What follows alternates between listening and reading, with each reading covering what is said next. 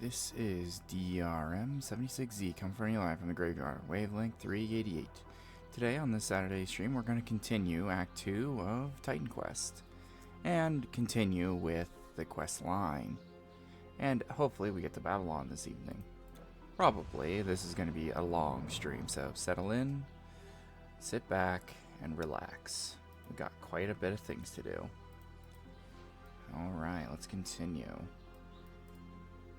Jackal soldiers. These guys are fucking clowns. I'll take them down. The good thing is I'm using a melee build, or more of a physique kind of fighter build. However, last time we were in the archives, we were looking for some big-ass beetle somewhere. It was funny, I just really wanted to play Titan Quest today, so I did another file as a pure caster. And I did Nature and Storm. And I got Druid, which does kind of make sense. Druids are normally known to be using lightning and all that, you know, things from nature. And the nature tree, I have a wolf on the other one. Where the hell is that? Okay, so it's this way. I forgot how decently strong I am as this character just because of the armor I have. The Obsidian set is no joke. If you can get it, it is one of the best low-level sets to have. Especially trudging through Egypt. Like, Egypt does get a little tough, because Egypt has like casters every 10 seconds, and casting in this game for enemies is good for them because they're stronger. There's only one of you and there's 100 of them, so it does make you a little at a disadvantage, which is unfortunate because you're like, oh, just use a bow, and I'm like, well, if you're not sad to use bows, then you're kind of screwed. It's like, oh, you don't need like hunting or nature to be good with a bow, or sorry, rogue. Like, yeah, you don't need it to be good with the bow, but it will make the bow way better and actually usable. Like, oh, just use one of the throwing weapons. I'm like, yeah, but that needs dexterity. Dexterity, I'd rather not dump half my points of dexterity just to use a single weapon. I'd rather just buff my, my strength stat, just so I can actually use the next set of gear. Because eventually I will not be able to use certain gear types, because I'm putting dexterity in instead of actually using strength to actually wield the heavier and heavier gear as gear goes and progresses. You're like, oh, your mastery should be able to fix that. Mastery does a lot, but it doesn't do everything. Like, the mastery falls off pretty heavily after a while, so it's better to actually stat yourself decently at first. Like, for example, the ability to give yourself more health or energy is kind of pointless because of mastery points. And generally when you level up, you still gain a bit of health and stuff and energy as you level up. So it's not very poignant. I could see if you're like, I'm already statted for, let's say, like a certain kind of armor type and it won't get any higher and that kind of stuff. I could see that. But even then, that's incredibly situational because the numbers in this game keep going up for stats anyway, so it'll lead you to diminishing returns. You just say, okay, I'm going to stop improving stats, and I'm just going to continue not leveling stats. And I'll be like, oh, I'll just raise my health. It's like, yeah, but your health potions won't keep up either. So it's a balancing act on what is the thing you need, and what's the thing you're going to need after a little bit of time, right? So it's very poignant to do that. It's very poignant to plan what you're doing before. Most of the time. Like, I prefer to play these games how I play a lot of games. I just, what do I feel like playing and how do I feel like doing it? I generally am more of a guy that goes, what am I feeling to play and how am I going to play it? I have played ones that were essentially, fundamentally wouldn't work. Like, they shouldn't work, and they did anyway for, like, class compositions in this game and Grim Dawn, where it's a fun little, like, hobby build, but it was not, like, something, you know, it's not the best thing in the world. And I'm like, if you're playing meta strats only, you're going to get bored really quick. Because a lot of the meta strats are all fucking similar, and they're all goddamn tedious as hell.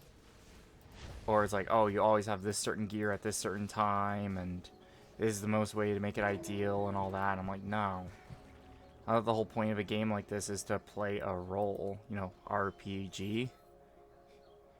But no, it's a lot of foreign concepts because everyone's like, what's the meta build and everything. And I can understand, like, more games like Path of Exile are like that. PoE is very like that, where, like, what is the most current meta build for whatever the season is. God, I could never. I tried to get into Path of Exile a few times, but it was one of the games that never clicked with me as an ARPG. I don't know if it was because all of your skills and abilities came from gear alone and not from like a skill tree. Like, I'm a guy who's like, I like your character stuff melds with your equipment, not it's only your equipment or it's only your gear. I like the mixture of the two, just so it's like I'm not spending all these points in gear and I'm like, I'm not going to see any results. So I'm not just spending all my points on one damn thing. And it sucks when you feel like, oh, I just dumped like all these stats and I didn't improve.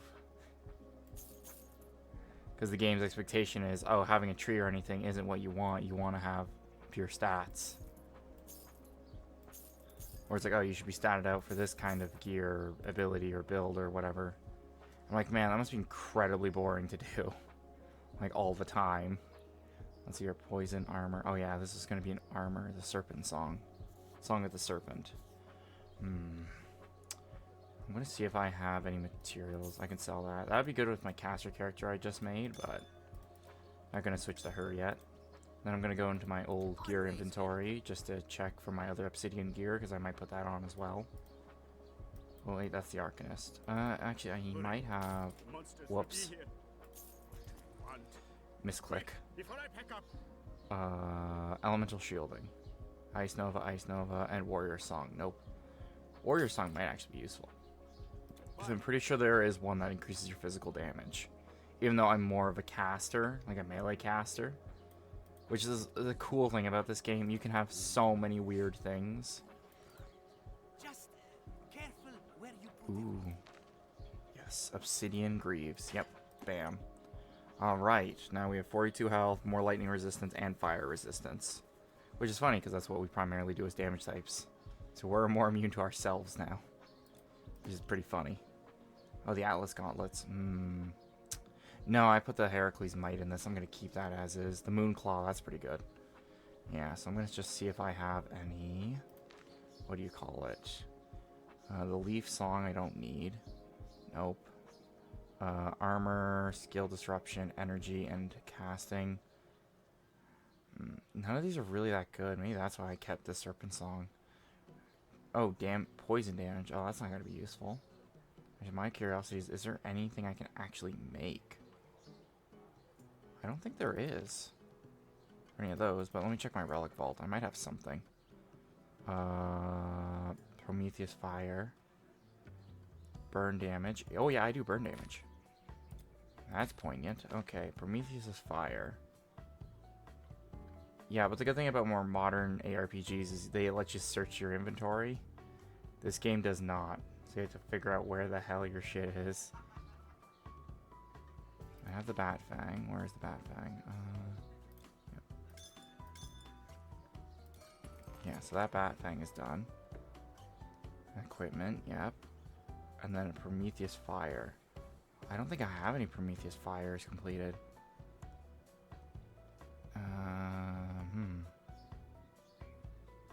Yeah, I don't think so. Weird, because I thought I would at least have a Prometheus Fire of all things. Because I know I have the Code of Hannibal. Interesting. I didn't know I didn't have that. Oh, there they are.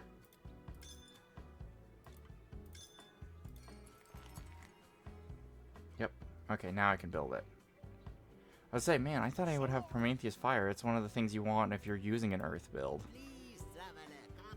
Ooh, Black Egyptian dye. I'm pretty sure No, I went purple. That's the disappointing with the Obsidian suit set. It covers a lot, so you can't see the undergarments underneath. And the armor garments look really good. Like, your face, like, it doesn't see air well enough, but your face does get, like, a different kind of detail, which is kind of nice.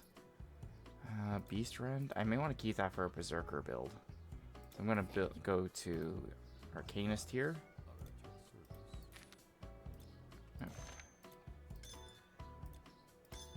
Yes. And it's funny that I don't have a lot of these. Because they're so hard to get because you need like such a specific shopping list. And one of them is that scroll. And ever getting those scrolls is a massive pain in the ass. Like massive. Because it's all RNG if you get it from the store shop or not. I'm going to put all this stuff back in here for now. Put those together and put this here. It's actually funnier. My other account, my other file on this game, I have several. One of them, the one I was just doing today, has way more money than this one. And I'm like, why? Why is that? I'm like, oh, I'm actually picking up shit in the other one. So, like, I don't like going back to town constantly.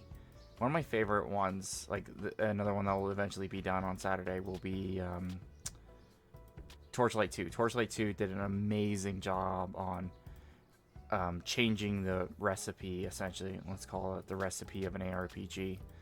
Because they're like, hey, you know how it's boring going back to town all the time to sell like 10 items? How about we have an animal that does it for you on a timer so you can continue journeying or having fun as your animal just huffs it back to town, and your animal's more of a support thing. And that's what I liked about things like Torchlight 2. Torchlight is like, hey, we are fans of the genre of ARPGs, and we thought it was annoying that you had to portal back to town all the time. So how about this? And that's why generally if you're a fan of something, you know the things that annoy you as a player, and you probably think, yeah, this probably annoys a lot of people. But it's also a double-edged sword where you could think, man, this probably annoys everyone, right? And then everyone's like, no, that's part of the experience, right? So sometimes your experience of something will be very different. You have to be very careful. You can't make the assumption that it's a miserable mechanic. It has to be miserable for everyone. Because there are some people that will enjoy it. And going against the community of something like that is sometimes a very dangerous affair. Sometimes. Sometimes it is warranted as well. It's one of those things as a judgment call as an individual, you have to say, do I die on this hill or not, right? Generally. Generally, if you believe the hill's worth dying on, you probably should. Because, my god, sometimes there is some stupid shit and you gotta be like, no, this is fucking retarded. Or, sorry, stupid. Very stupid, as the Brits would say. Yeah, so it's still very dangerous for me, even though I am, like, the earth aspect, which is generally pretty strong. Golden Scarab, I haven't seen this thing before. Ow. Come here. Haltar Basin. Okay. Wow, this thing is high regen. I can't even hurt it. Oh, I see why. It's 8 levels higher than me. Of course I'm never going to hurt that thing. Levels in Titan Quest are very important. Because this is like way back in the day where levels actually meant a lot of things. Not like how a lot of modern ARPGs do it now, where it's just like, oh, they're level 180. Oh, well, how much crit damage do you? Oh, I instantly kill anything regardless on level 1 or 1000. Back in the day when Titan Quest was a game and people played it a lot and everything, levels and stuff like that really mattered. People say, oh, you know, it's dulling the experience. I'm like, no, that's the intended experience. The intended experience is you're chipping a mountain you can't possibly even hurt. That's when you have to come back and go, okay, I need to think of a new strategy or just level up a bit before I can even attempt this content. Instead of now where people are like, oh, I'm just going to drag my half-dead corpse around just to get it done. And it just makes the Forgotten very forgettable, and it's like, oh, it was hard. Not realizing there was an intended way to play it, and you just bypassed it completely because you didn't have the time or the energy to be like, nah, I'm not going to put time and try to play it. That is one thing I do find is annoying these days. People like to ignore the challenge of the game itself and go, nah, it seems like a challenge, but I just looked up this meta build on the internet, so all I have to do is go here, go there, pick up random item, or have this set of armor, blah, blah. And I'm like, that just cuts the whole the whole idea of the game itself, which I find is incredibly annoying. You're there to play the game and experience the game, not, oh, I just want to beat this game. I could see if you have like 100 hours plus and you've never beaten the game before, and you're like, okay, I want to sit down, I want to see why every time I've tried to beat it in certain runs or iterations, I couldn't beat it. I could see only then that would be a pliable thing. Or you're stuck on the problem for several hours, let's say it's like a puzzle, for example, and you have no idea what the hell you're doing. And you spent like a decent time exploring the area and trying to find things. And then I could say, yeah, it's fair to look up a guide or something to figure it out. But doing it immediately has just been a bad norm that's kind of been implemented with, like, you know, the internet and all that, where people are like, oh, I can't figure this out, I might as well use the internet instead of like trying to put the know-how or go, okay, there must be something here that makes logical sense. Don't get me wrong, there were some games, and there still are, that are very arbitrary and very hard to decipher. As if they're their own kind of like mini puzzle, trying to figure out how the game even works. But I'm like, that's the challenge of the game, is it not? My favorite thing is, though, when the game is fundamentally broken instead, and everyone's like, that's the challenge of the game. I'm like, no, it's broken. But it's hard to make that distinction. It's like, how do you know when a game is broken, and how do you know it's playable? Right? Like, that's the big distinction you need to make. Because sometimes the game can be broken, and people still play it. Or the game is completely fine, just really hard to understand. And you have to make that distinction and tell people that distinction, or they'll just say, oh, it's a buggy-ass mess that doesn't make any sense. And then everyone will drop it because they can't figure it out. So I think it's one of those things where you have to have a reasonable approach.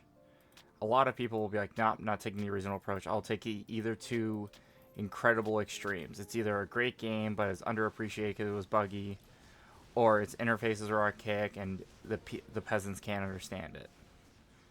I'm like, no, I think there is a middle ground between the two, but no, people just go both logical and like both ends of the extreme for the reason of, well, the game hurt me. The game hurt me. This game I picked up to have fun is now trying to actively hurt me.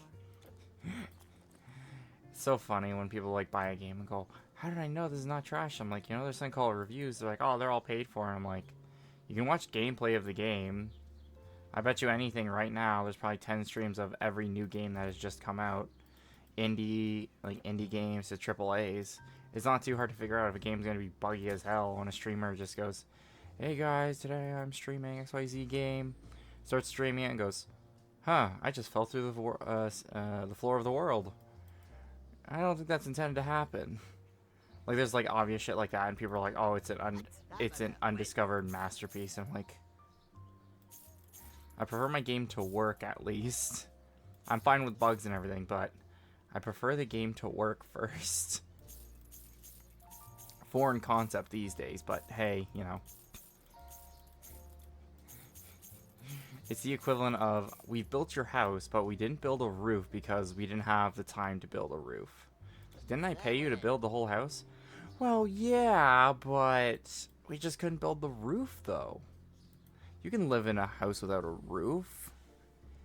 And you're like, no, I paid for a completed product, and this is the completed product.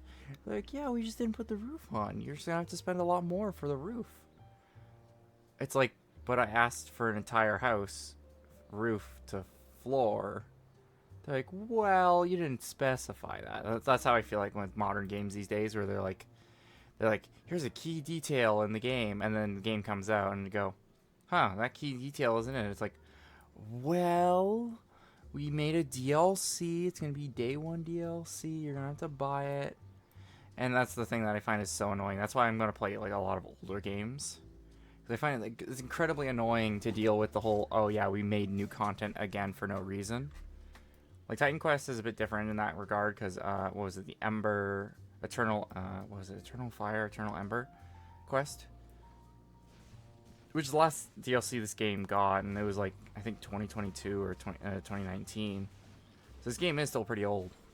It came out long since the game was finished and developed. Like, I'm pretty sure, like, for example, if I go here into my quest bar here,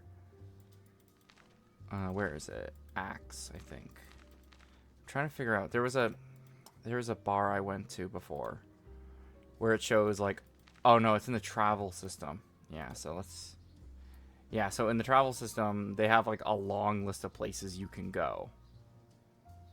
So I'm like, Titan Quest is a completed game on the spot. I'm more hoping Titan Quest 2 is coming out at some point. It was announced. I doubt when it will come out, because Titan Quest actually wrapped up its story pretty nicely. It's kind of like the gods are like, hey, mortal, you're a hero, have at it, and gives you a broom and say, get to it, Mesami. Like, mate, we need a bit more instruction then. Because, like, the protagonist of Titan Quest is a hero by all means. Like, we slay legendary monsters. We literally fight myths and legends daily. But we are very mortal. Like, we will die. But the thing is, we come back. And I don't know if the game ever explained why we're not, like, going to Hades every time. Because we are Greek, right? So, the game doesn't explain why. Like, I'm trying to remember if it did or not. Unless we are, like, one of the last chosen, like, you know, to be a hero of the gods. Like, a champion. But the thing is, we don't even know our origin. We just came on a boat one day, and then, like, the beginning is, oh, hey, a farmer calls you a soldier, so that could possibly be your background. Like, okay, we're a soldier. And, like, are we, like, a chosen individual? Or, like, there's a lot of questions in this game. I don't remember them being answered. And I'm generally in the lore. Like, I do like the lore about, like, ARPGs. I know generally the lore is just to facilitate going to interesting places or mechanics. Generally, more than actually the story itself. Like, oh, why do we go to Egypt? Well, we're chasing people down, right? It's more because Egypt is interesting in a mythological perspective. That's why we go there. Same as the next place, which is Act 3, which is Oriental China / Babylon. Which you get to go to the Hanging Gardens. That's actually the first place you go to. The Hanging Gardens of Babylon. Pretty cool place. Pretty cool myth too. I can't remember the myth off the top of my head, but it was like it was one of the seven what was it? One of the 7 wonders of the ancient world that was written about was like, oh, this is like how we have the 7 wonders of the world kind of thing. This is like the 7 ancient ones or something. Whereas like way back in the day, there were amazing like feats of architectural engineering.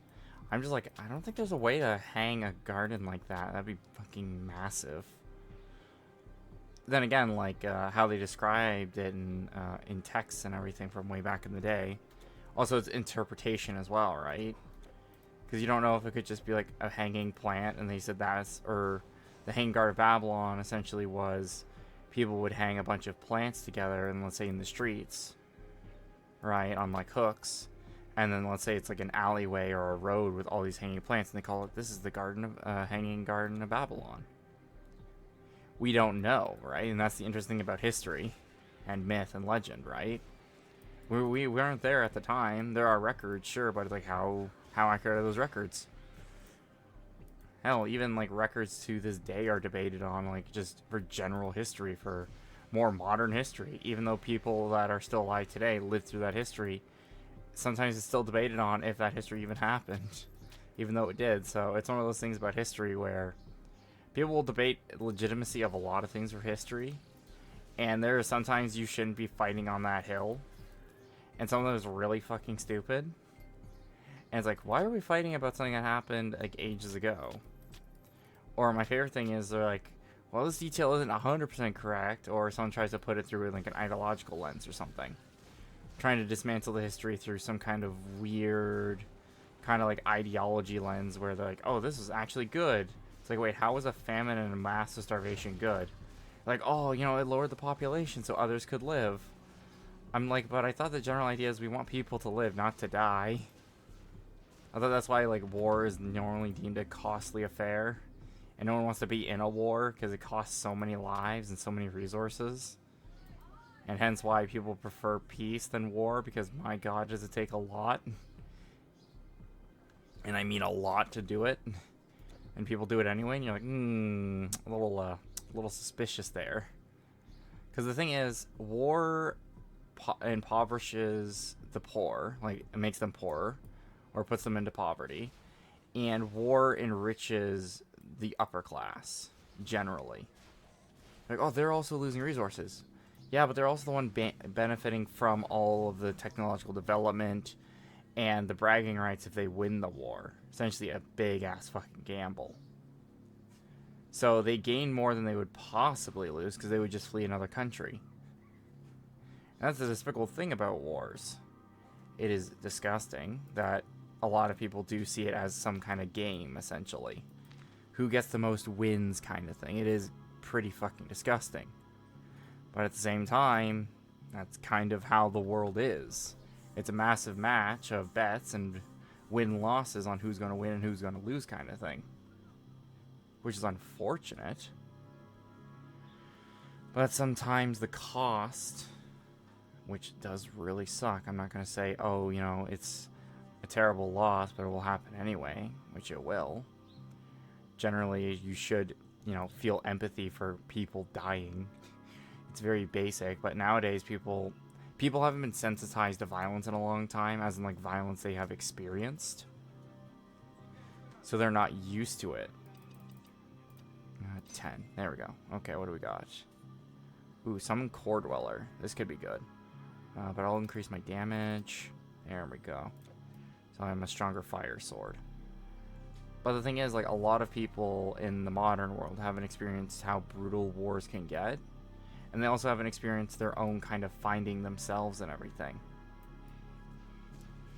So this has kind of diminished people's, I guess, sense of, morality, I suppose. So I don't know if it would be moral or, like, that's the thing, because it's very hard to distinguish what creates morality, which is the horrifying part when you think about it. Because at the end of the day, you're at the mercy at another person generally, because a lot of our natural predators have either been subdued or they don't want to fuck around with humans because they found out. That's happened a lot of times. Don't get me wrong, there has been times where nature has absolutely shreked humans. Don't get me wrong, like, absolutely destroyed us. Floods, calamities, earthquakes. But the thing is, if you don't live in that region, you'll be generally fine from those, right? Same as like a lot of wildlife too. If you just don't live in the region, not your problem, right? Generally, that's how it works, right? Like, you don't live in that region, and as long as that species doesn't transmigrate to your continent, you'll be fine. But if they do, though, ooh boy, will that be a problem.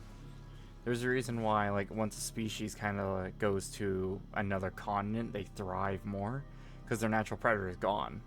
Once their natural predator is gone, anything else that lives there is not going to be able to deal with it, because evolution takes millions of years.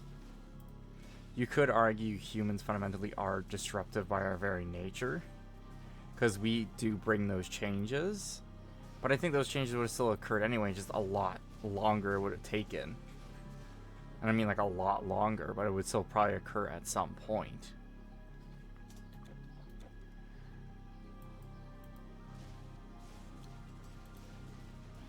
Alright, so it's one of those things is like, how do you judge morality of something? I'm like, I don't think there is a good way to judge morality. Because a lot of places have a lot of different standards on what is moral, what is immoral, what is legal and illegal, right? One country that says, okay, this is perfectly fine to do this. Another country would be like, oh, that is against our moral decency and sensibilities. And then there's other places where they're like, oh yeah, cannibalism is completely fine. Like, there's so many different ways on how things work and everything. Fire enchantment, honing. I could use that, but I don't think I need it at the moment.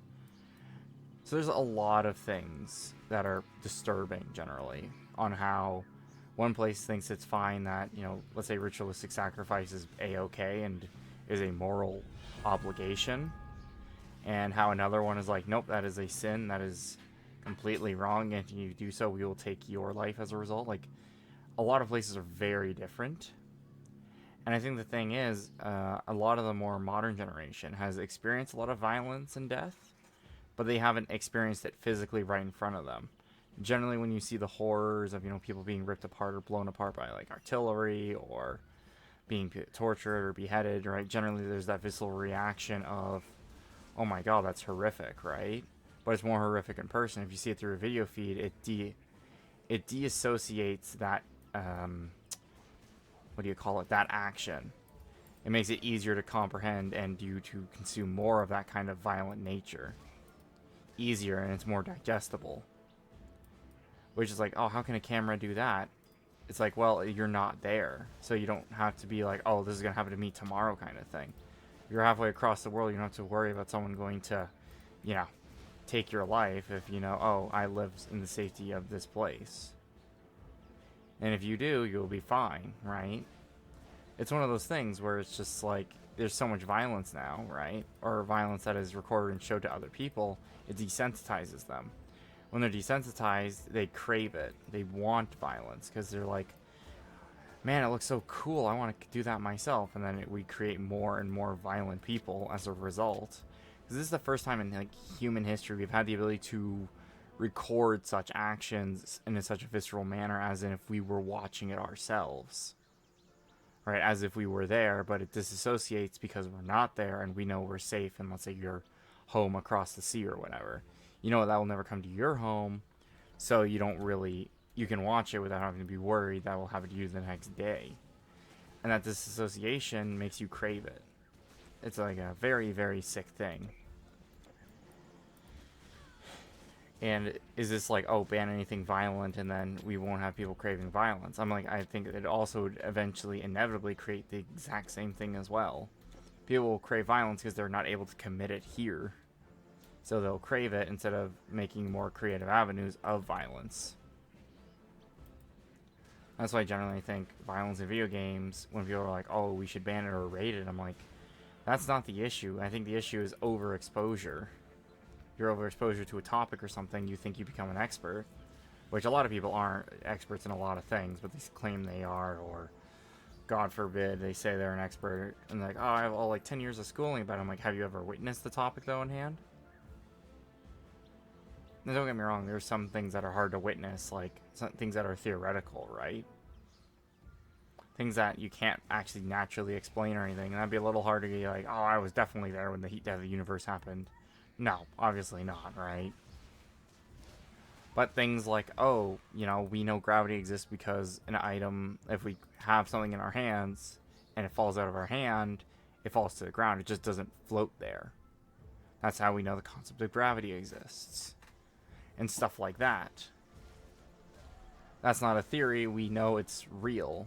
It's as if my other one is the sun, right? We know the whole sun thing and all that.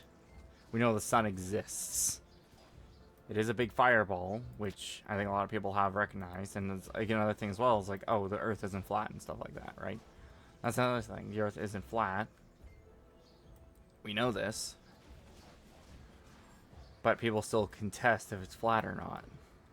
And that's what I mean by conflicting opinions. And generally the whole idea of, oh, if there's a great enough enemy, we will actually, you know, stand together and fight, which I think is generally true for the most part, right? World War II is a very famous example of the USSR, Britain at the time, and what's their name? Britain and the Americans all came together just to fight Nazi Germany. Oh crap. This Jackal here is fucking strong. Because he dual wields. He has the ability to hit twice. With that Berserker skill, I do have to up my armor. Ow, what the hell was that? Good lord. But there's also sometimes in this game it's bad to explore a little too much because you will actually inevitably do a quest by accident. But since you haven't hit the trigger yet for the quest, it breaks the quest for a little bit until you hop back in again and do it. But I'll be right back. I just gotta use the washroom. I'm gonna go with my BRB screen, Shift T. I'll be right back. I just gotta do some things.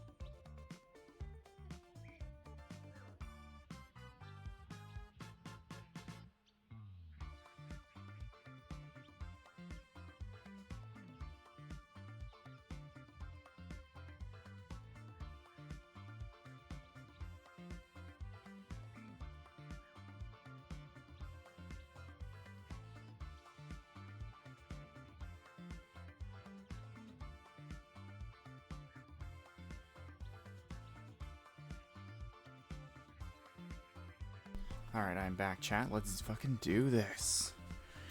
Shift T. Oh, right. It won't transition back. Right. Alright, I am back. Oh. Alright, what was he talking about? Ah, yes. World War II and the interesting ins and outs of alliances made through distressing times. Like, things like that have occurred, and obviously they will still occur way after. But the thing is, it's an incredible rarity compared to what normally what happens. Alright, those alliances don't last forever either. They are very very temporary. So the expectation that, you know, we as a species will always bond together in times of crisis is true. But there's always going to be a massive fallout afterwards. So people have to be very aware of that. And generally, people aren't aware of that and like, oh, you know, we're all still people at the end of the day, we'll help each other out. It's like, no, there's a lot of cases that will not happen. And you can't be naive to that point, or that fact. You have to be very aware of your circumstance. Without that awareness, you're kind of SOL.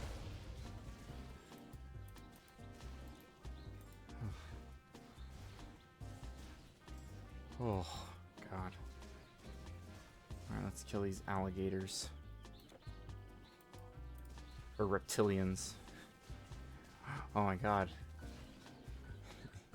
Reptilians. Oh, that's so funny. Yeah, it was funny. I was talking to one of my colleagues the other day, and I pretty much told them spoilers or conspiracies are just spoilers. And I was pretty much talking about how a lot of people have incentives to lie and not to tell the truth. Because if they tell the truth, there is less of an incentive. Oh my God, this guy's level 28 or 29. Holy crap. Jesus, and he's a frost discipline dude too. Jesus. I gotta kick this guy's ass, I guess. Come on. Gotta dice you up a little. There we go. What is that? Is that a blade? No, it's a spear. Huh. Also, unfortunately, you can't do something ridiculous like dual wield spears or anything. That's what I like when ARPGs kind of gray those two lines. They're like, hey, you know, we're a serious game, but we're also willing to have like poke fun at ourselves. That's what I like about some of them. Like, oh God, what was it? I know a lot of people didn't like Diablo 3. If you were like a fan of Diablo 1 and 2, you hated 3 because it was more of that WoW kind of style. Where it was like more cartoony looking and all that. And I'm like, the cartoony is fine. I think it was more like the more thing I think about. I think won't be trusting the farmers any longer. Can I talk to the same farmer? Oh, they're right there. Yep, got it. Done. Is there anyone else in this village of Cease? Nope. Oh God, I feel rough. No drinking tonight. Oh my God. I feel like I'm half dead on the inside. Holy crap. Like, my God, I feel incredibly rough. Oh, boy. But the stream will go on, of course. That means I'll... Oh, God. Oh, yeah, there is a lot more. Yeah, see, like, there's so much more space here, but there's only 5 acts. And then, like, for example, one of the acts actually revisits itself, the newest content. Revisits itself, where you go back to Oriental. That's what, like, Babylon and everything is called. Is Oriental. Like, they could have really stretched out Babylon if they wanted to, instead of going into China and everything. Hail, good. It was a strange and fearsome scene, I can tell you. He had no interest in us. And then I'm trying to remember where Atlantis takes place in this. I'm pretty sure it takes place in between chapter 3 and 4. Because chapter 5 is Ragnarok, which is the Celts. Which is a very interesting place. I wanted to go to Japan, to be honest. In this game, I would love to go to what Japan would be like around this time in the time of Legends. Like, would we be fighting, like, Oni and, essentially yokai? Like, I'm more curious, like, for example, we're in ancient Egypt, ancient ancient Greece, right? We're in all the ancient times, like ancient Babylon. So what was ancient Japan like around these times? So I'd probably say around 15 BC, like 1500 BC or so. No, it'd be way sooner than that, right? Because it's ancient Greece. Oh god, I can't. Because the thing is, when you try to date a game like this in a historical period, you have to make some concessions on when the history takes place. I would say more this is a fictional time period more than anything else, where, well, no, you'd have to have a time period for the technology, right? So that's how we normally gauge time periods, is through the technology they had at the time, right? Like Stone Age, Bronze Age. Oh god, I gotta pick up a history textbook again, because I haven't read about history in fucking ages. Or a proper history, like, textbook kind of thing, you know, like a just a normal kind of book that archives like significant parts in human history and all that. Oh Jesus, this is fucking rough. Okay, if I didn't have that obsidian armor, I think I'd be a little toasty at this point. Thank God for all that resistances I get. Because let's see here, right now I have that artifact. That thing is really pushing me as well. That artifact, because I think it gives me elemental resistance plus damage. And I think there's better relics you can get later on. I'm pretty sure. The only problem is a lot of the material is very weird to get. Like I said before, like the scrolls, which are kind of like optional, like secondary powers you can get.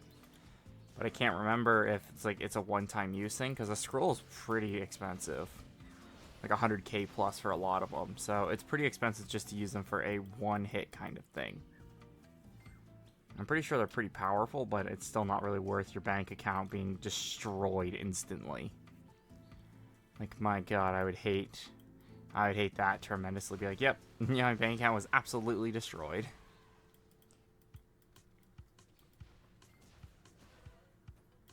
Also, I do like the Egyptian aesthetic in this game. I think they nailed it. I wish they made it more Egyptian themed in the chapter 2, because, like, don't get me wrong, they have like Kopeshes, they have, you know, they have mummies, right, instead of zombies, right, or the embalmed dead and stuff like that. But man, I wish they were crazy with the whole, you know. And then again, the story of Titan Quest is like the gods have left, essentially the mortals to themselves. But the gods are bailed before they took care of, that whole monster problem. And generally, heroes are favored by gods, generally, to take care of certain problems.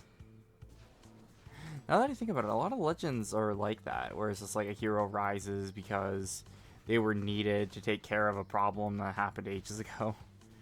I'm like, wait, are just heroes just modern-day exterminators way back in the ancient times? Or the gods are like, well, we fucked this up. We just need an exterminator. Well, how long will it take us to create one? Well, there's just some bambling homeless dude. We'll take him. They contact him, like, we're gonna give you godly powers to kill this thing. Or is there more of a vetting process? And, like, generally the tales are like, oh, you know, the hero rises to the occasion and all that, right? Well, that's interesting. The embalmed dead actually became a skeleton. Huh. Interesting.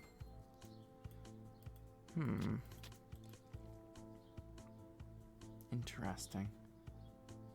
That's party and that's a chat, yeah. It's funny because I normally play these kind of games solo, because every time I've played with people in this kind of game, it's kind of a who's out trying to outpace the other person. Me and my brother will play games like this all the time sometimes, where we'll play, like, we did a playthrough of like Diablo 2, we did a playthrough of, we did a bit of a playthrough in Titan Quest. I know my brother wasn't really in it. I'm like, yeah, fair enough, this game is pretty darn old. And it was around the time where we kind of just stopped playing with each other for a little bit and, you know, doing our own things for a while. So I was like, yeah, I could see not wanting to play a game like this, because it is such a massive time investment playing it. It's not an easy game to get into, because especially, like, there are parts that get really rough, and I mean really rough. Like, my god, sometimes you're like, yeah, no, not today. Generally, it gets rough halfway through Greece, generally, I find. That is where the game will weed you out really quickly, if you're not careful. Where the game is like, you might be a hero of old, but you're not as durable as one. You're like, oh, use defense. I'm like, well, you've just wasted an entire mastery. You only get 2 of those. You've wasted a mastery just to be a bit more durable. And that durability is a losing return. Because inevitably, there will be something you can't be durable against because it does a certain damage type that you're not resistant to. Because you can't be resistant to every damage type in this game. It's just not feasible to a certain degree. Don't get me wrong, the game gives you generous quest rewards to make yourself generally more survivable. Like, some quest rewards will actually be like, increase your resistances permanently. Just because you do need that to survive certain encounters. Because sometimes the encounter will just be like, oh, they all do pure poison damage. If you're not even remotely immune to it or resistant, you're dead instantly. And that will happen quite a bit. But also I find that's the challenge, because it teaches the player, hey, what's a different way of encountering these kinds of enemies? If they attack me with poison damage up close, I'll use a ranged weapon. Or I'll use cover or something, right? Like, something that isn't just the, oh, I go up and hit someone formula, right? I prefer the go up and hit someone formula, because I like melee, these kinds of games, even though, like, generally the best way to play would be, like, Spellcaster, and because Spellcasters are generally pretty powerful. Pretty squishy, but pretty powerful. But I prefer melee, even though I know melee is a shrinking, diminishing return if you don't play it right. Because if you're not using any of your ranged skills and only modifier skills, you'll never really become outclassed and outgunned for damage. Which is unfortunate, because, like, I love how the melee works in a lot of games like this, where you can just hit things. And I like it. It's nice, simple, and fun. Like, good feedback, good sound, good, you know, generally just good things, right? Let's see here. Bring the scroll to Inotap and Mephias. That's the problem with these ancient names. I'm terrible at reading them. I guess pronouncing them would be better. I can read it just fine. It's just saying what they are, because there's so many gosh darn ways to say it. I'm just gonna say Memphis. Fuck it. We're heading to the U.S.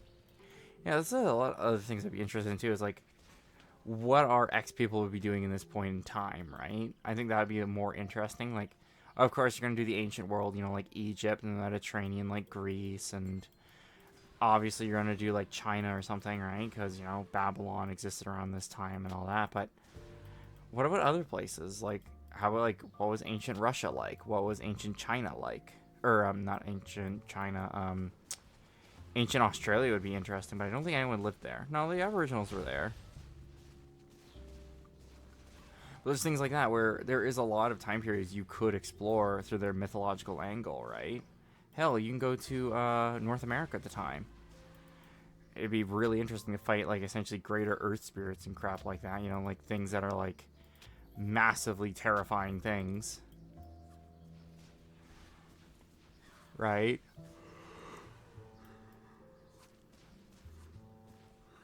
But I could also see why they would just make a game about, you know, the big ancient 3. Egypt, Greece, and Mesopotamia. Or, in this case, modern Middle East. And China.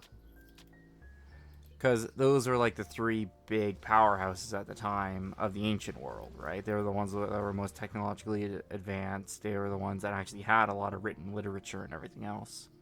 I'm pretty sure ancient Babylon was like the first to actually have the written word, like words they actually wrote down, or in this case chiseled.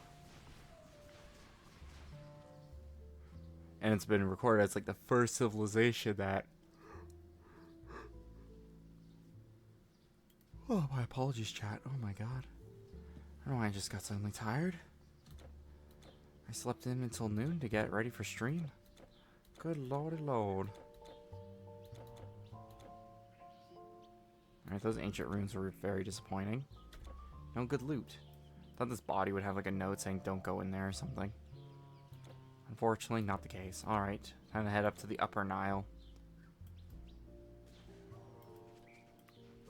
But I do like we get to fight a lot of mythical creatures.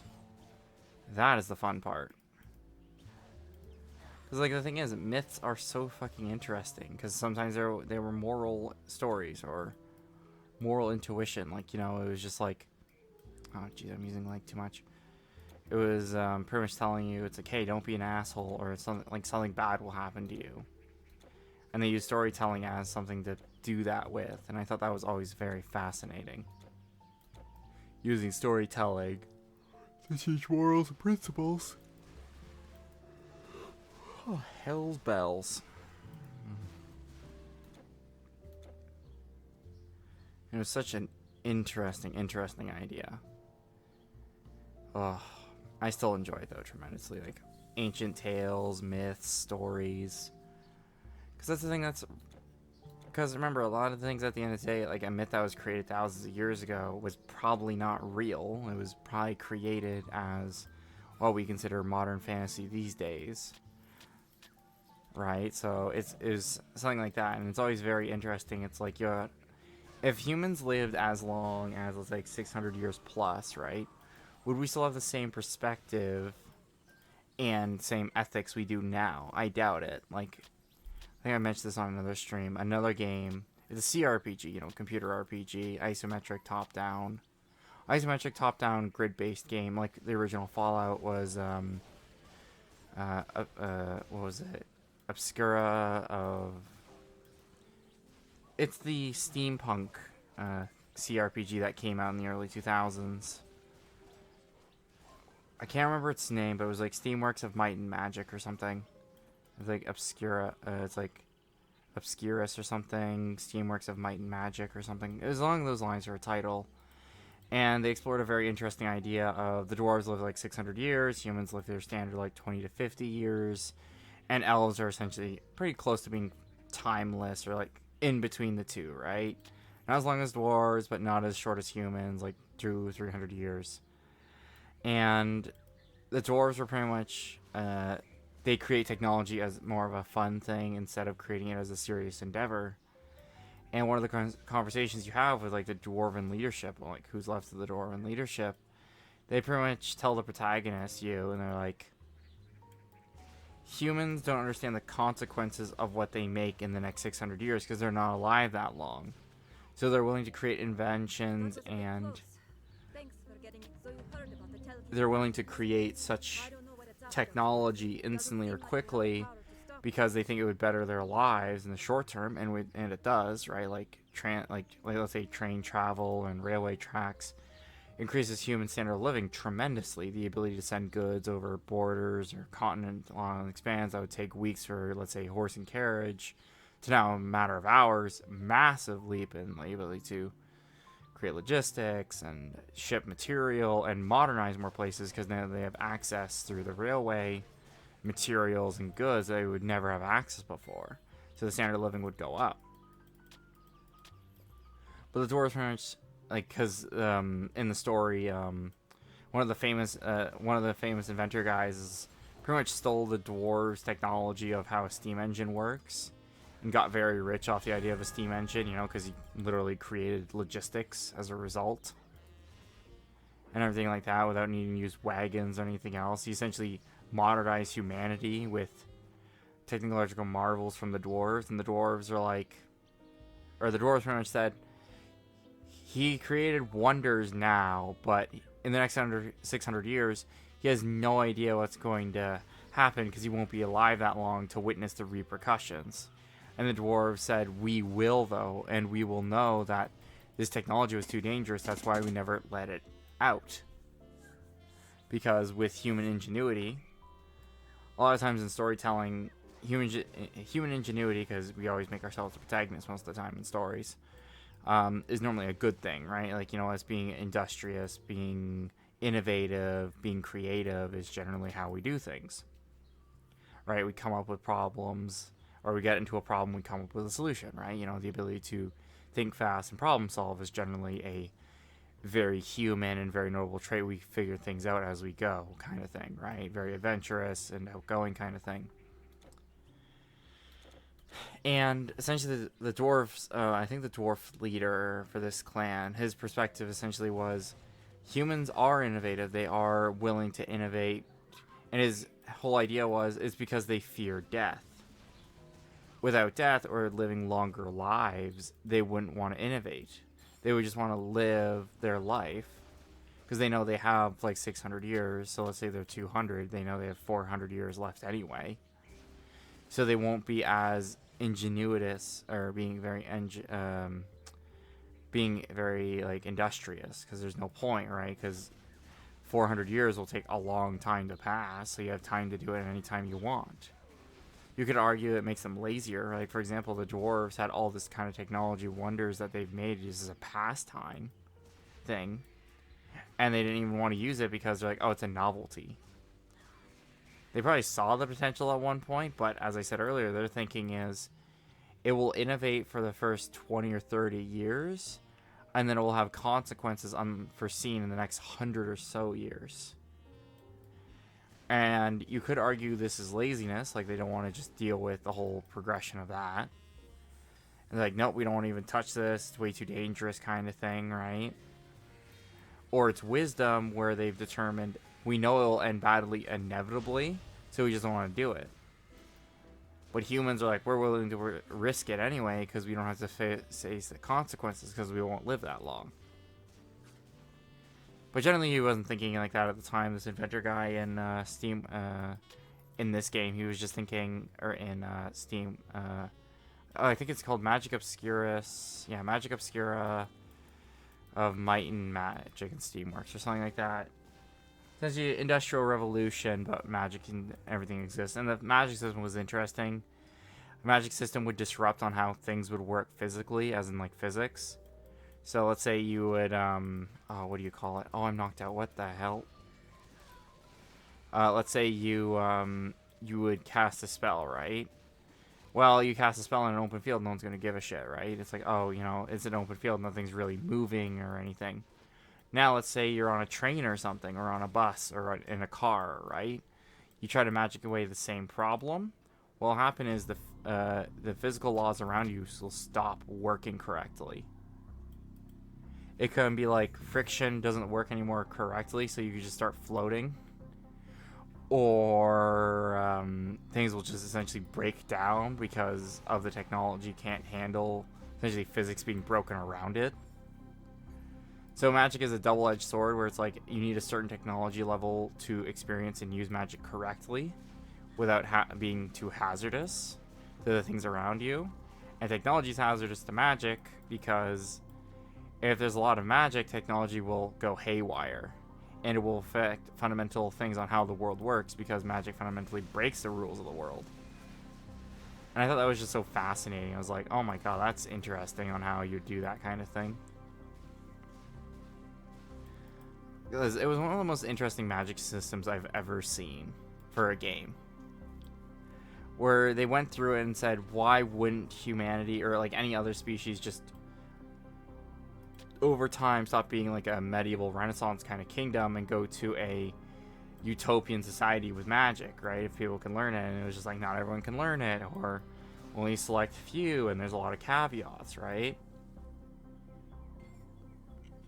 That's what I thought was so interesting as well. Like, there's so many caveats on how magic works, and why isn't everything like a magical, technological marvel and all that, and everything like that.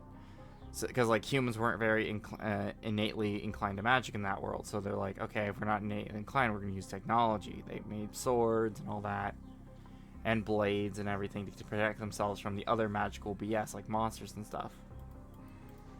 What I thought was the most interesting, though, is like when humans got like the steam engine and everything, both of the more dominant races, like what's their face, like the elves and the dwarves, were either gone or just going extinct by the time humans really started like innovating, like industrial revolution kind of innovations, like steam engines, guns, a lot of other things, right? Like music's humans can still use magic, right? They just can't use as much magic.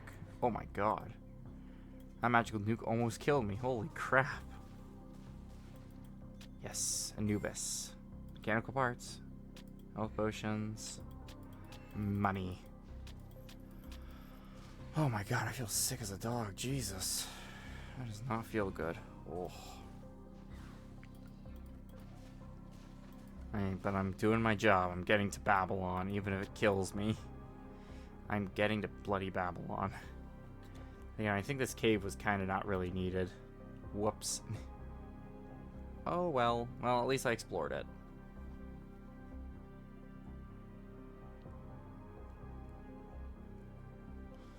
I know, so far... There's like a lot of games I do want to play on stream. Like, I do want to play things like Underrail and everything, even though I'm really bad at those kinds of games. Because a lot of them are like figure it out kind of games, and I'm not really good at puzzles and stuff like that. I'm great with like word puzzles and like puzzles from like Resident Evil and everything, you know, like object puzzles, right? Like you gotta find a thing somewhere and you gotta find it. I'm really good at those, like finding things and everything. But when it comes to like, like I'm fine with mathematics as well. I'm more concerned about like puzzles that are arbitrary or very bizarre. Like how many phases of the moon are there in our fantasy world? It's like, if there's no information explains it, then I have no idea. Or the information you find is also in a code. I'm like, okay, this is interesting. I could figure that part out. But the thing is, translating that like coded part into the part of the puzzle, I always struggle with that kind of stuff. Where I'm like, okay, I have the knowledge, but half the knowledge is gone, so it's half figure it out, right? There was one game I played that had an interesting like riddle where it's just like something was cursed.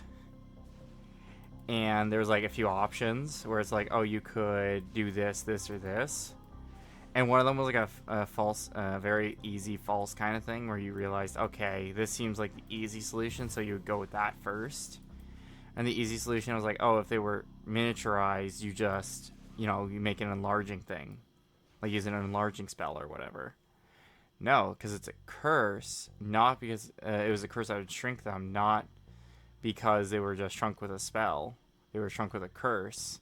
So you're supposed to use the curse breaker instead, and you're like, oh. So I fucked up that puzzle, which I thought was really funny. I was like, oh yeah, it's a curse. They mentioned curse. Not spell, a curse. So I like when they do like those kind of play on words. That's always interesting, where it's like a play on words. You're like, oh, it's a spell, or it's a curse, not a spell. Spell's an active thing. A curse is a passive thing. As in, once you're cursed, right? I'm like, okay, that's actually really creative, you know? Use the words for, like, let's say magic, for example, right? And a curse is something that happens after a spell is cast, right? And it is active always until you break the curse. And I'm like, okay, that's really interesting. That's a cool, fun way to do, like, magic or, like, a riddle with wordplay. I like that. That was really cool.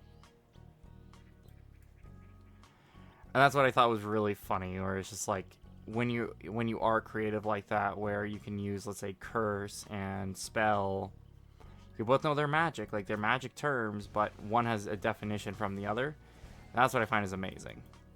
That is what I find is very cool about, like, when you make a world or anything like that, or writing. It is interesting on how authors can go past your expectation on what you already know of the language. And that's what I think is always interesting about writing. If it's still within the rules of the world and it still stays consistent as a result. Man, is this guy, like, indestructible? Like, he is tanking hits. Like, look at this guy. I give him props. He's, like, taking a hit like a champ. Ooh, electrified knife. Storage for the burdened traveler. Is that a throwing weapon? I don't know, is it? I think it's a throwing weapon. Of reckless... Yeah, thrown. Yeah, I see it. Thrown. Oh, wait, this is a storage. I was like, this looks different from the cell menu I'm used to. Oh, the Craig. What does this do? 14 strength, 18 intelligence. I'd lose my 5% health. I would lose my regeneration and defensibility. Oh, actually, no. Yeah, I think this is better, even though it makes me look like Attila the Hunnish here. Which is not really... Cleopatra's short sword, even though Cleopatra was never a warrior. She's more of a very tricky diplomat. Very tricky. Let's see here. Burn damage, heal. Let's see here. This gives me more strength. I think that strength bonus alone might actually be really good. I'm not gonna lie, that strength bonus is really tempting to have. Because strength is just like how hard you hit with a physical attack, and magic is how hard you hit, or intelligence is how hard you hit with a energy-based attack, essentially. Because a lot of the magical abilities are just energy, just funneled in different element types. Okay, we're in the city now, right and proper. Nice. Yeah, I'll sell this, sell this, sell this, sell this, this. I might want to keep that for just generic armor to use. Pyrus wrapping. Dex and intelligence. Oh yeah, because I'm a pretty big intelligence build, yeah. And dexterity only to dual wield swords. Arcane power. What's this one? Lady Yabra's Scarab.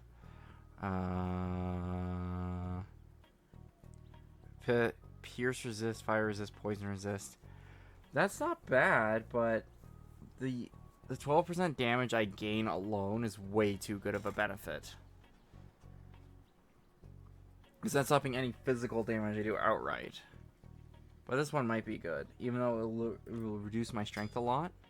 Oh, I can't wear my helmet anymore if I do that, so that's unfortunate. Even if I upped, like, I spent all my points in strength, or up my class stuff, I think I might keep my build as is for now until I can actually improve certain things. Because when you have a lot of blue items, you can't use socketing things on them, which is unfortunate. Because a lot of the socketing things are really good. Is that gray or white? Please say it's white. Oh yeah, white Egyptian outfit. This one is actually one of my more favorite ones. Yes. Oh yeah, that looks nice. Hell yeah. Even though my armor is a full set of armor. Or a general chest armor.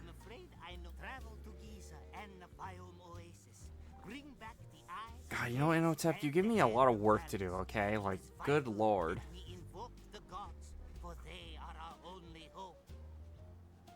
I don't know, these gods haven't been helpful. They didn't help me in Greece, so why the hell do you think they'll help me in Egypt? I am Sada. If our authorities some troublemaker, the problem is the staff is the problem is. I'm trying to remember if this is like halfway through the storyline or not. I don't think so, yeah. Well, there's only technically 4 places, but I'm pretty sure a lot of it is going to 2 different places and then figuring shit out, so.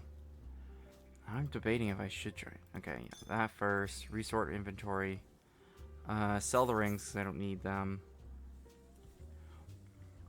So I always feel bad holding onto a ring for a really long time, but what it gives me is so good. Like, the benefits, even though they're not, like, maximizing the things I would want, like, I don't want, like, lightning, I want fire, it still gives me such good benefits anyway, even if it's not all fire-based. I'll try to use Cleopatra's sword for a little bit and see if I get better results with that. Because it is generally stronger than my Copus. Or Caprice. So we'll see on how that works. Is that the... Yeah, that's the obsidian armor. It looks like I have a backpack on. Or like a jet. Like a ancient jetpack, if you will. Alright. So they want me to head to that plaza. So we're gonna head this way. Let me look at my quests, side quests. Okay, the High Priestess request, Priest of Memphis. Memphis says he requires the staff of Kaluf from the pyramid in Giza in order to restore his authority and prevent panic and chaos in Memphis. Retrieve the staff from the Pharaoh's sarcophagus beneath the pyramid and bring it back to the High Priest. If I remember correctly, that one's in a really weird fucking place. The Gate of the Sphinx, Outer Giza. I'm trying to remember if Outer Giza was like near the end of the game or near the end of this chapter or not. That's one of the things when you don't play a game like this in ages and you don't remember where the hell you are. You lose track very quickly on what the hell you're doing and you can't remember where things were. You remember a vague where to go, but you can't remember what to do exactly. Which does suck. Sometimes. Alright. Is this the temple? No, this isn't the pyramid. This is just a regular temple.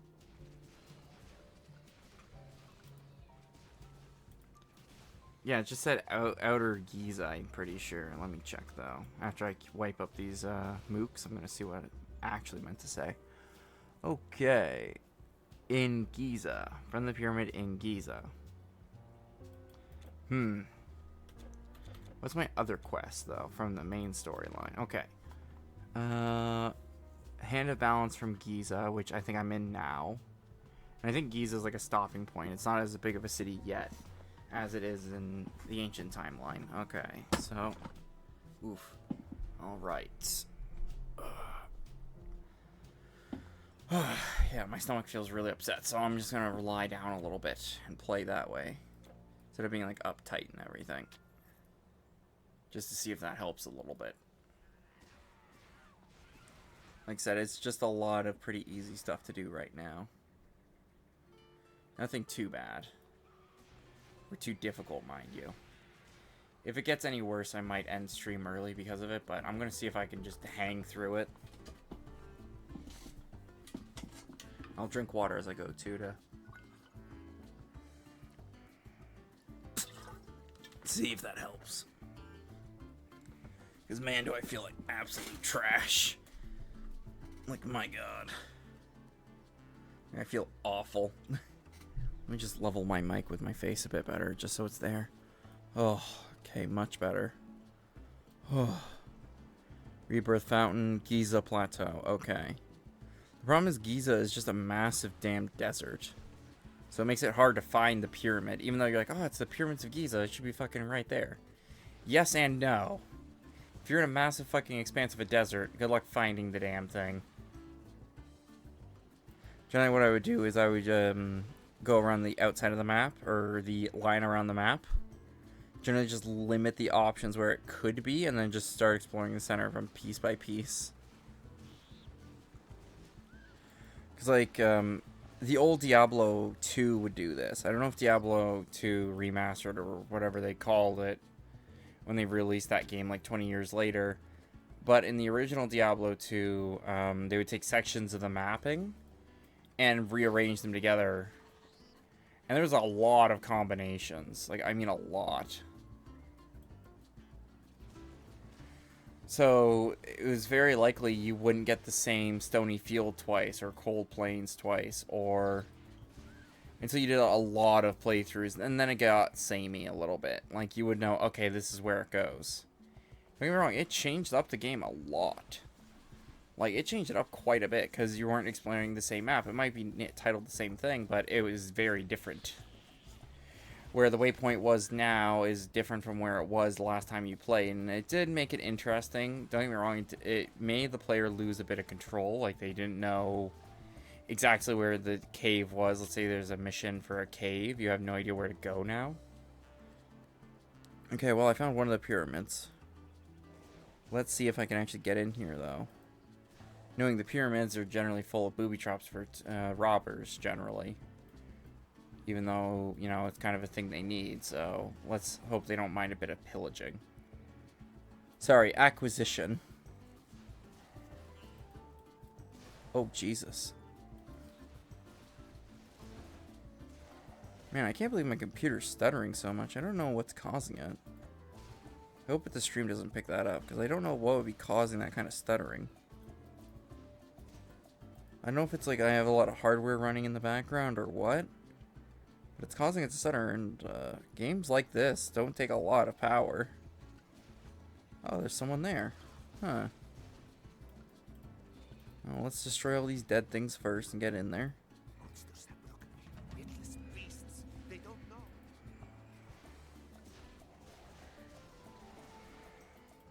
Oh, so the monsters broke a pharaoh's curse. Now the curse is happening on the people, as if the people did it.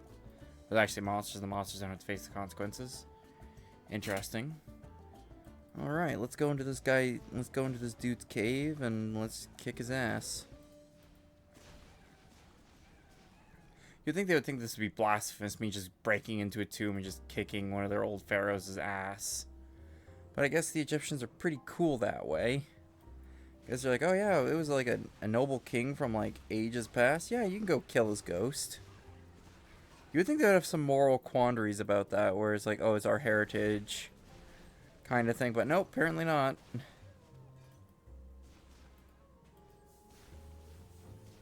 Jackalman hero, well, he's dead. And I'm pretty sure this is a sarcophagus where I've got to do some tomb robbing. Just to get that darn staff for that guy's simple power to have a little power trip. Which I should probably do, because I'm a good quester. Alright, opening up. Really? Well, I knew temples like this are trapped, but good lord. I was thinking your pyramid would be different, but nope, apparently not. How long does this poison cloud last for? It's gotta stop at some point, right? As this thing just keeps gassing or keeps hotboxing the area, I'm just going to look at my map, or my quests. Okay, Giza. Where does this say? Retrieve the staff from the Pharaoh's sarcophagus beneath the pyramid. Well, this isn't beneath, because this is... I went up first. Okay.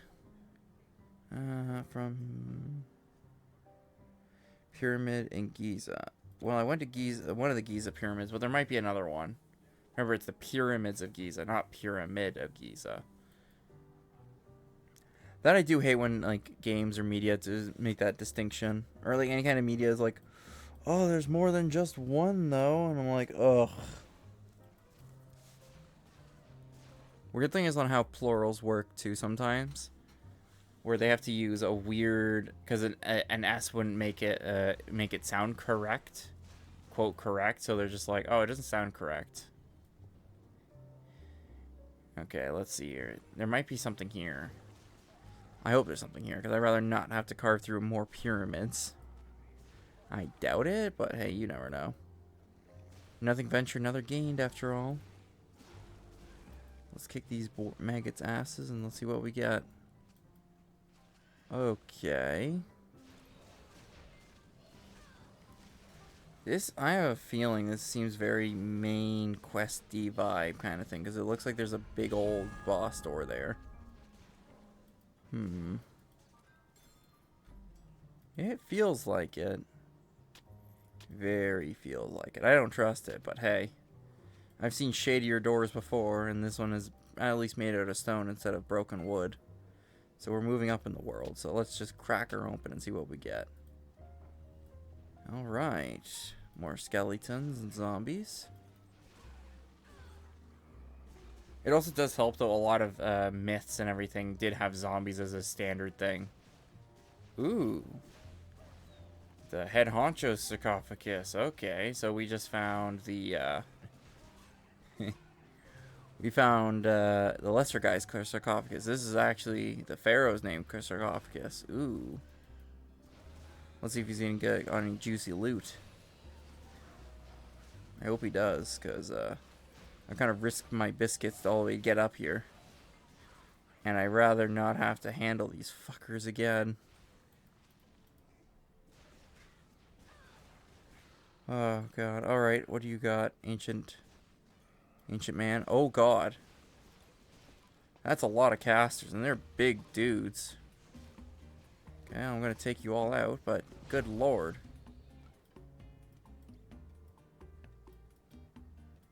I saw a staff pop out. Retrieve the staff from... Wait, so that didn't give me the staff at all? I thought this guy would give me the staff. Yeah, it even says it's... Oh, there it is. So it didn't pop up until I slightly left the room. Okay, because I thought it was his staff, which... I thought... God, I gotta look up my Egyptian dynasties again. But I thought his name, I can't really say it. Khufu. I thought he was one of the last ones to be buried in ancient Egypt. I thought he was like the one pharaoh we actually know about.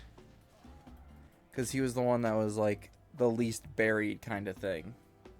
Or the last to be buried. So we could actually find him and everything easier than the rest of them. Without all the traps and shit. That's what I thought. The thing is, then my ancient history is very rusty. And I think ancient myth as well. That's the one thing too. It's very hard to distinguish sometimes if it's myth or legend. And even modern history sometimes debates that as well, if it was history or legends. If they described an event like a massive war, it's like, oh, was it actually that big? Or was it dramatized because people wanted an interesting story, right? So you always have to wonder about when you write, you ever read ancient texts or anything like that. And then generally, like, historians' jobs are just to verify, oh, yeah, like, the other thing is, like, I don't understand how they would verify it, because they weren't there. They weren't way back in the ancient Egyptian days go, yep, that definitely happened. So that's the one thing I'm always curious about on how they would verify those kind of records. I guess it's generally just built on the idea of trusting the person at the time. Like, yeah, we trust this person's reliable to tell history in a fair and non-biased light. And I'm like, well, that could be a really shame when, you know, the person they're saying is like a bad, like, pharaoh or leader actually turned out to be the only one that saved, like, an ancient leader that actually saved their population from, like, a plague or something. But since the plague was so bad that no one reported on it. That will happen. Like, there could be events in history that we have no idea about because they were just so horrific. And they would never want people to know that it ever happened. Because at the time it could be like, oh, they were at war, and if they ever told the story on how weak they were, it would motivate the enemy nation to attack them because they are considered in a weakened status. Stuff like that, right? Like, that's why sometimes things are omitted from records. Or public knowledge. Or hell, even in any knowledge at all. Especially in those days, right? They wouldn't write certain things because it would make them look bad in either a light of politics or in wars. Because if your enemy knows you're weakened, they're going to attack. It is just inevitability. If they know, hey, this guy is in a weakened position, we can take advantage of it, they damn well will. And there's nothing stopping an enemy army just marching in one day and saying, we take over your lands, right? As long as you don't have the, you know, your own forces to protect your cities and towns. So you never want to be the person writing down in your local paper or something going, yep, our country is fundamentally fucked and everything is being destroyed. We can barely even feed our people, blah, blah. Because it just gives incentive for the enemy nation to be like, oh, they can barely even maintain a sense of living or being alive. Oh, that gives us the advantage just to invade and take over. Right? So generally people will keep things close to their vest for certain things. So, you know, they don't get overwhelmed easily and stuff like that.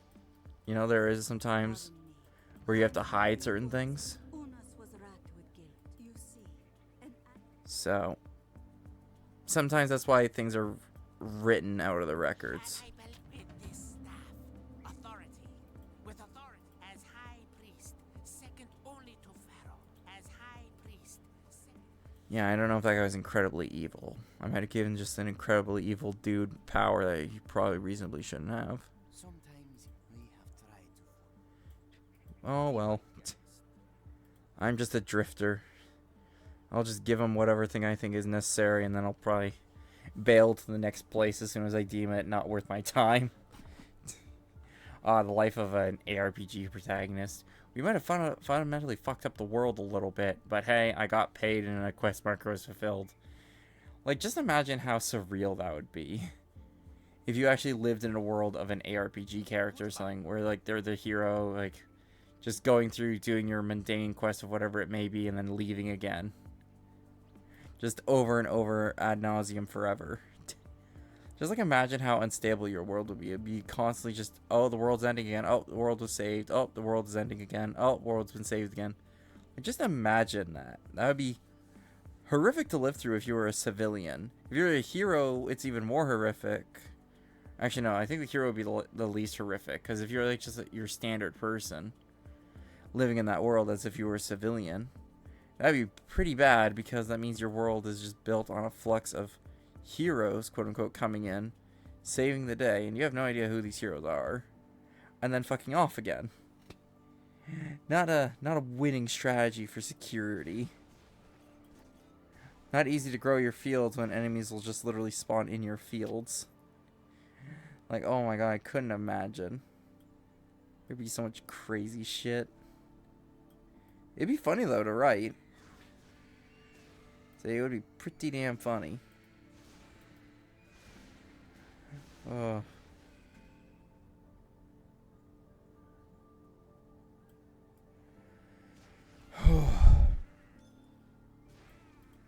Oh, demon blood. Hell yeah. Yes. Got the demon blood.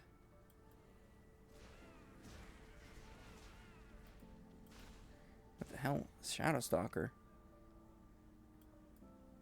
Oh, these ghost spawners. Oh god, they are kicking my ass. I gotta destroy these things quick.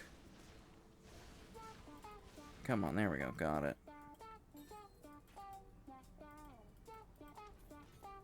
Ugh. Alright, I'll be right back, Jack. Nature calls once more. BRB.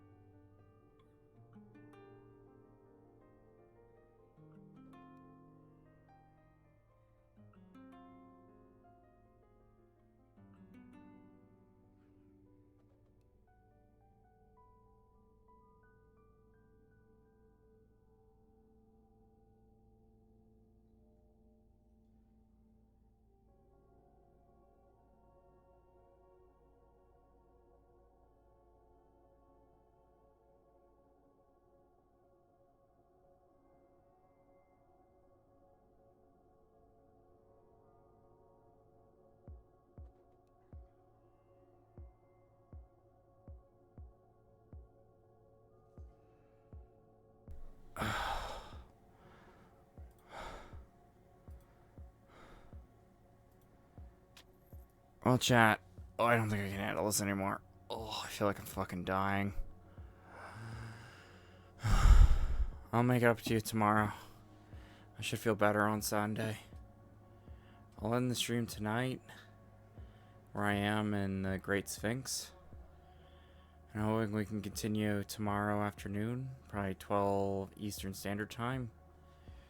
Or, yeah, Eastern Standard Time.